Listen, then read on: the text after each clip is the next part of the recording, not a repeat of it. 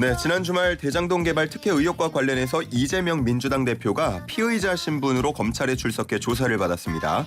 이 복잡한 대장동 위례 특례 개발 의혹, 오늘은 주요 등장인물부터 혐의 내용까지 쉽게 정리해보는 시간 가져보겠습니다. 관련해서 손정혜 변호사 연결합니다. 변호사님 안녕하십니까? 안녕하세요. 손정입니다. 네, 반갑습니다. 자, 오늘은요, 이재명 대표의 대장동 위례 특례 개발 의혹, 이 복잡한 사건을 조금 더 이해하기 쉽게 하기 위해서 우리 변호사님께 조언을 구해볼까 하는데, 이 내용 좀 쉽게 설명이 가능하겠습니까? 네, 최대한 알기 쉽게 말씀드려볼게요. 네, 그래서 등장인물부터 한번 알아보면 좋을 것 같은데, 핵심 인물로 불리는 게 남욱 변호사, 정영학 회계사, 김만배 씨 이렇게입니다. 이 세 사람의 관계에 대해서 설명을 해주시죠. 네, 우선 이 사건은 위례 대장동 개발 사업과 관련해서 이 대표가 최종 결정권자로 이제 민간업자들에게 상당한 이득을 챙기게 하고 또 성남시는 손해를 보게 했다라는 게 주요 핵심적인 내용입니다. 거기에 등장하는 세 사람은 일단 남욱 변호사 같은 경우는 2009년부터 이 사건 사업을 위해서 개발 사업을 주도적으로 실행했던 사람이고요. 네. 실제 화천대유와 성남도공의 연결고리라고 볼 수 있습니다. 10년 넘게 이 사업이 개발되도록 이제 노력했던 사람이다라고 말씀드릴 수 있고요. 네. 정영학 회계사 같은 경우는 남욱 변호사의 후배로서 화천대유에 관련해서 이제 심사위원을 한다던가 성남도시공사의 팀장으로 근무하면서 실무적인 업무를 담당했던 사람이고요. 김만배 같은 경우는 나중에 합류하게 됐는데 법조계 최대 인맥으로 불렸고 그 당시에 법조 전문 기자로서 오래 활동했기 때문에 권순일 전 대법관이라든가 박영수 전 특검이랑 축소한 신문 관계가 있다. 이런 여러 가지 주장이 나왔던 인물이고요. 예. 이 세 사람의 공통점은 한마디로 이 대장동 민간 개발 사업을 성공적으로 하기 위한 비즈니스적 관계이다라는 게 이제 당사자들의 설명이고 검찰의 시각은 막대한 부동산 개발을 이익을 취득하기 위한 비리의 공범자들이다. 이렇게 보고 있는 겁니다. 네, 그러면 말씀해 주신 내용을 조금 쉽게 정리하면 남욱 변호사가 사업의 털을 닦았고 정영학 회계사가 실무를 맡았고 김만배 씨가 사업을 좀 완성시켰다. 이렇게 보면 될까요? 네, 그 과정에서 기능적인 역할 분담이 있다라고 보셔야 될 것 같은데요. 설계한 사람, 투자 자금을 모집한 사람, 네. 그리고 이 과정에서 로비를 한 사람, 그리고 여러 가지 이제 인맥을 과시하거나 네트워크를 유지해서 사업을 성공시킨 사람, 그 과정 속에 남욱, 정영학, 그리고 김만배가 모두 핵심적인 역할을 했던 겁니다. 네, 제가 이 세 사람에 관련된 의혹을 좀 들여다보다 보니까 윤석열 대통령의 이름도 거론이 되는 것 같은데 그 이유는 뭘까요? 지난 9일 공판 과정에서 남욱 변호사 진술이 있었습니다. 남욱 변호사가 그 당시 듣기로는 김만배 씨가 윤석열 밑에 있는 검사들이 워낙 돈을 많이 받아서 이 수사 자체가 어려울 거다. 대장동 수사를 못할 거다라는 취지의 진술을 들었다. 이런 주장이 나왔었던 것이고요. 이에 대해서 김만배 씨 측은 터무니없는 허황된 주장이라고 반박하고 있습니다. 이 이외에도 윤석열 대통령 그 아버지 집을 김만배 씨 누나가 매입한 것과 관련해서 이 윤석열 대통령과의 모종의 어떤 거래나 그 수사 검사들과의 어떤 관계가 있었는 거 아닌가라는 의혹이 제기된 것인데요.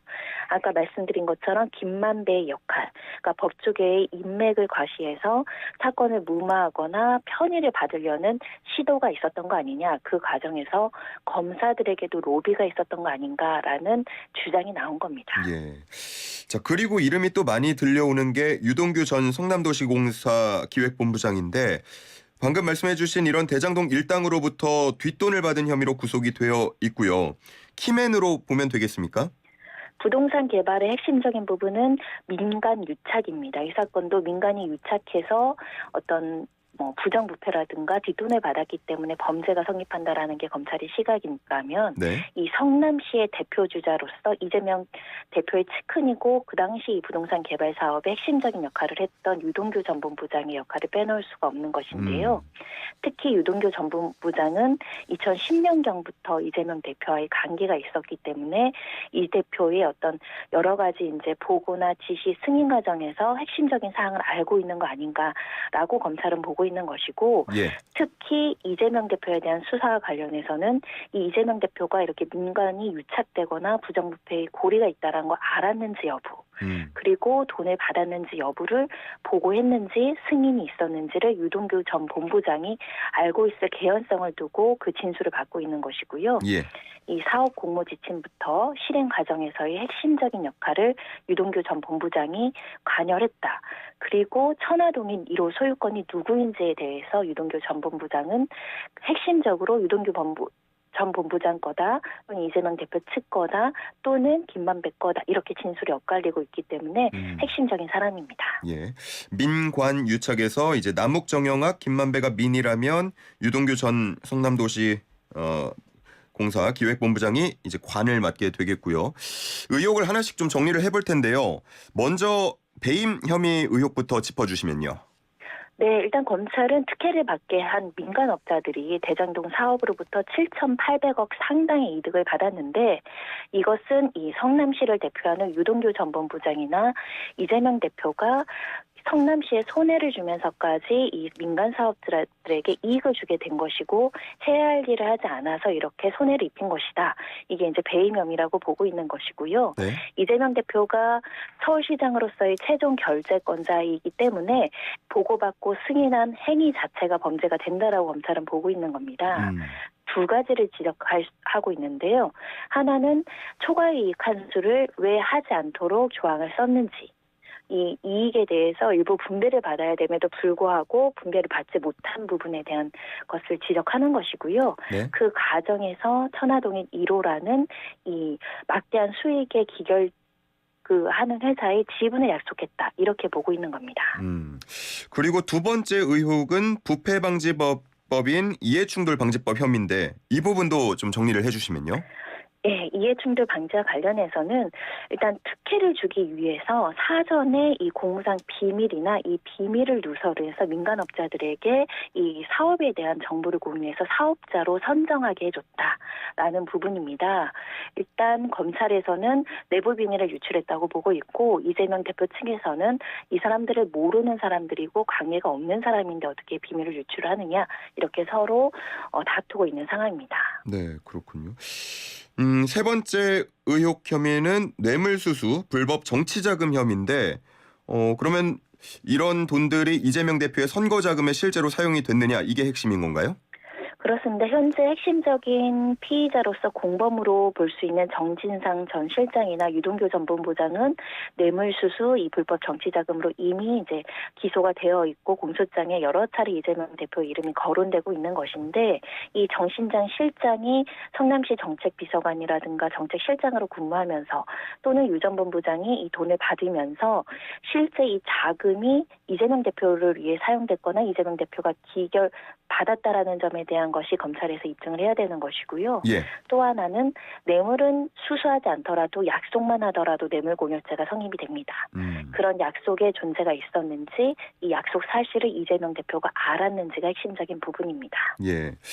그러면 세 가지 의혹을 좀 정리를 해봤는데 이재명 대표의 입장은 어떤가요? 일단 이재명 대표 입장에서는 관계자들의 진술만으로 수사를 하고 있고 특히 번복된 진술, 유동규 전 본부장 같은 경우는 핵심적인 진술이 바뀌고 있습니다. 네. 이런 신빙성 없는 진술만으로 수사하는 것은 정치적인 어떤 수사이다 이렇게 주장하고 있는 것이고요. 예. 검찰 입장에서는 최소한의 물적 증거가 있다. 그리고 부정부패 비리나 뇌물 비리에서 물적인 증거가 있기보다는 관계자들의 핵심적인 진술로 유죄 입증되는 경우가 많기 때문에 입증해 낼 수 있다. 이렇게 이제 주장하고 있는 것인데요. 예. 가장 중요한 것은 이 확정 이익을 받고 초과 이익을 환수 배제하는데 특혜를 줄 목적 그리고 내가 차후에 이 특혜를 주면 어떤 금전적인 이득을 받기로 하거나 관련된 사람들이 약속을 받기로 한 것을 알았는지 이 부분을 이 대표가 인지하고 승인했는지 여부가 핵심적이라고 할 수 있습니다. 예.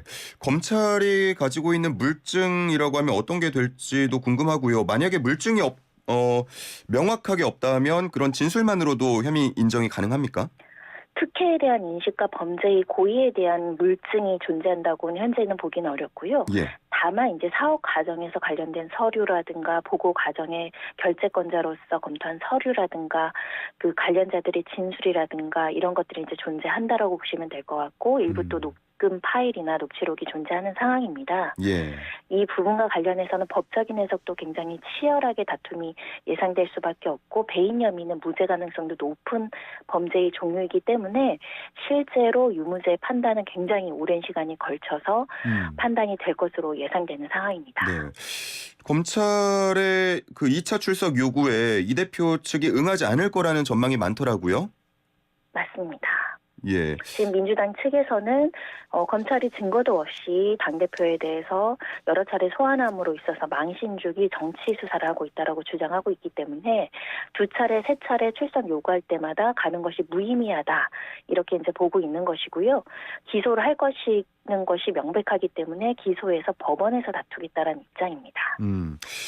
그래서 검찰은 성남FC 후원금 의혹 앞서서 이제 조사를 했던 건데 병합을 해서 구속영장을 청구할 것이다라는 예측들 나오고 있습니다.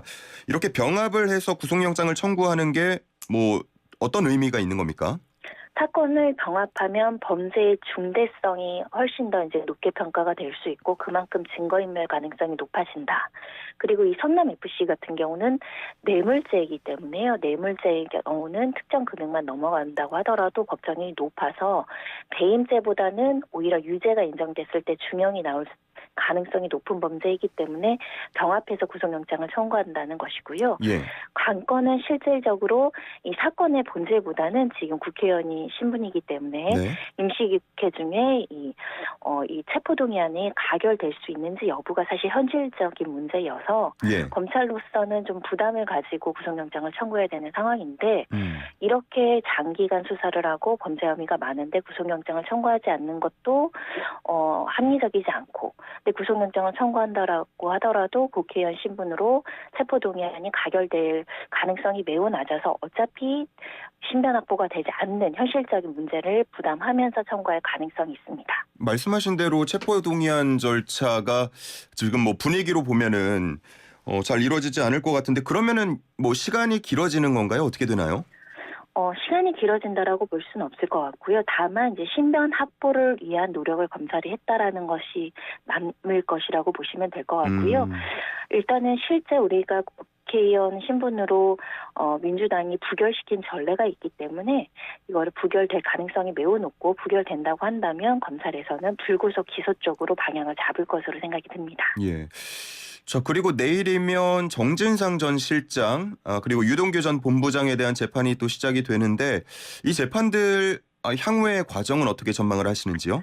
일단 이 재판들도 상당한 시간이 걸릴 것으로 예상이 되고 지금 이 이외에 나머지 사람들의 형사재판도 수십 회 공판 기일이 진행되고 있는 상황입니다. 그런 상황이기 때문에 재판 상황에서 상당한 많은 사람들의 증인이 출석이 예정되어 있는 상황이고요. 또 진술이 수사 과정에서 나온 진술과 법정에서 진술이 일관되게 유지되는지 여부를 보는 것도 핵심적인 부분인데 이 부분과 관련해서는 차후 재판을 지켜봐야 되는 상황입니다. 예. 그 일각에서는 또 백현동 개발 의혹까지 모두 다 수사를 한 뒤에 좀 처분을 일괄적으로 결정할 거다라는 전망도 나오는데 이런 전망은 어떻게 보세요? 백현동 개발 의혹은 2006년경에 이제 성남시장에 재직하면서 선거 당시 이제 그 선거대책 본부장을 했던 김인서 씨라는 분이 기소가 되어 있는 상황입니다. 예. 이 역시 민간 사업자들에게 막대한 이익을 준 여러 가지 특혜를 줬다라는 혐의로 수사가 진행되고 있는 것인데 여기에 이재명 대표에 대한 관련성 그리고 그 부분에 대한 공모의 증거를 찾을 수 있다면 이 부분도 일괄적으로 혐의 있음 또는 기소 이 두 가지 중에 하나를 선택해야 되는 문제가 있기 때문에 검찰로서는 이번에 모두 다 기소할 때 정의할 가능성 배제하기 어렵고요. 다만 이 백현동 개발 의혹과 관련해서는 이재명 대표의 핵심적인 어떤 행위나 이런 것들이 뚜렷하게 드러나지 않고 있기 때문에 같이 기소되기보다는 무혐의 가능성도 있는 상황입니다. 예.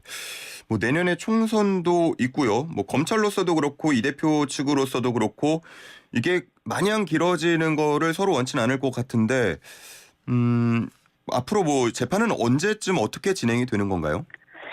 기소는 올해 초 가능할 것으로 예상이 되나 네. 다만 1심 선고가 언제 나올지는 불확실하다고 말씀드릴 수 있습니다. 워낙 관련된 관계자들이 많고 네.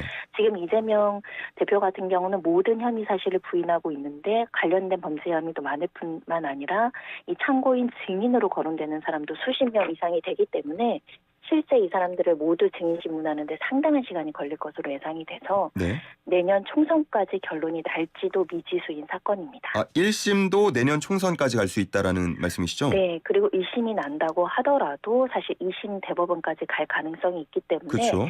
총선까지 이 사건의 유무죄는 여전히 오리무중일 가능성이 있고 또 일부 범죄는 무죄가 나오면 서로 또 공방이 계속될 것으로 생각이 됩니다. 아하.